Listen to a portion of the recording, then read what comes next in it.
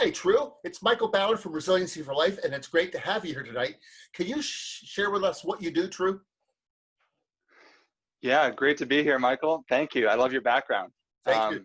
And I'm very excited for the book launch and to be a co-author in this project. So Yes. thank you for having me and all of that. So it's a huge honor to be here. So basically, I'm an entrepreneur now. I'm a men's coach.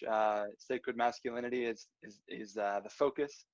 And I realized that there are a lot of men who have a story not so different from mine in terms of having to be resilient, in terms of emotional, spiritual, psychological challenges that a lot of us have grown up with.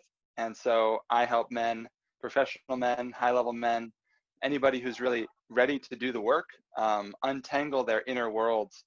We do it over Zoom, we do it over phone calls, and that's really the brunt of my work. And Okay. I also do yoga, I do some deep breathing, and I'm living now out in Hawaii. Wow. You didn't have to rub that last part in, you know. So the purpose of these mini interviews for participants and authors in the book is to talk about one thing that you do that nurtures your resilience, builds your resilience, deepens it, maintains it, whatever you want to call it. Because our world is filled with negative images that chips away at our emotional, psychological, spiritual resilience. And we have to build our invisible Lexon shield. So what do you do? What's one thing you do that really... Totally, yeah. Great question. I mean, I'm excited to answer. I was thinking about it last night too, and ever since I got the prompt.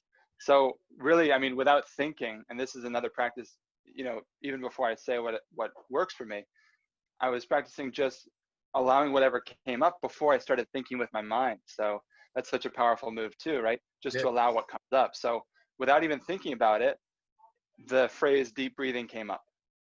And so that really has been such a game changer for me, because it's a bridge, and as you know, anybody in this space knows that, but it's a bridge between the invisible and the visible. And it's a bridge between, you know, the abstract thinking mind that is always telling us what it thinks we should do, what's wrong, how can we survive better, how can we not die, all this inner criticism about how we should adjust our daily life that can just run us around. And so I find by deep breathing, different methods like holotropic, even though I'm not, you know, quote unquote great at it, I do it in terms of what my body can handle. And so whether it's laying down outside on the porch out here, you know, watching the sunrise, just laying down and doing some for 10, 20 minutes, and then doing a breath hold for however long, and then sucking it up into my third eye, up into the brain, and then feeling that flush of energy. It really is a reset for me.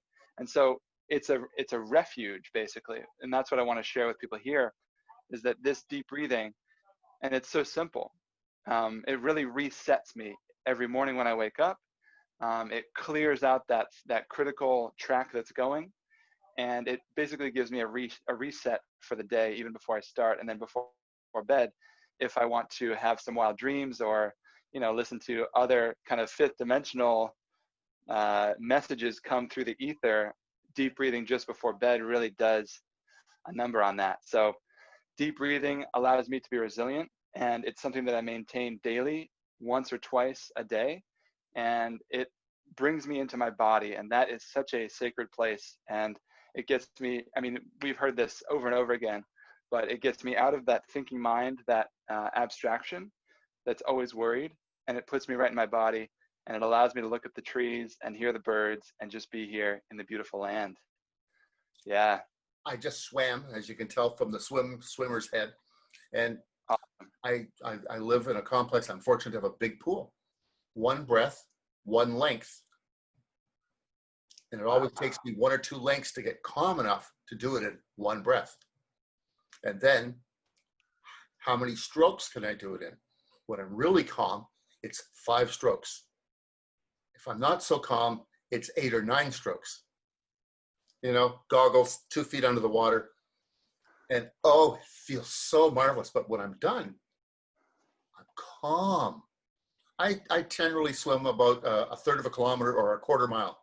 So 22 lengths of the pool, unless it's really busy, in which case there's too many people and it gets in the way. So that's cool. Share the space, do something else. But it really works. And whether it's through swimming, sitting watching the sunrise or sunset in Hawaii, or walking and breathing. My dad doesn't know it, but he taught me meditative breathing and walking as a 4-year-old. He didn't call it that, but his mother was very gifted at breathing and being in touch with nature. And as a 4-year-old, he would take me to the field and we'd walk in the long grass. Of course, when you're 4, it's up to here. You're swimming in the grass back then. Yeah. Mm-hmm. So he would get me to pause and stop, talk about heel toe. So it wasn't just breathing, but it was mindfulness as well. So put your heel down, feel your foot, feel your arch, feel your toes lift off slowly as I breathe. So I totally agree with you that the breathing is one of the most powerful things that we can do for ourselves and for those around us, because we can change a room.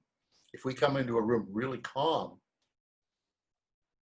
I remember a man saying, "Why do my kids like you so much?"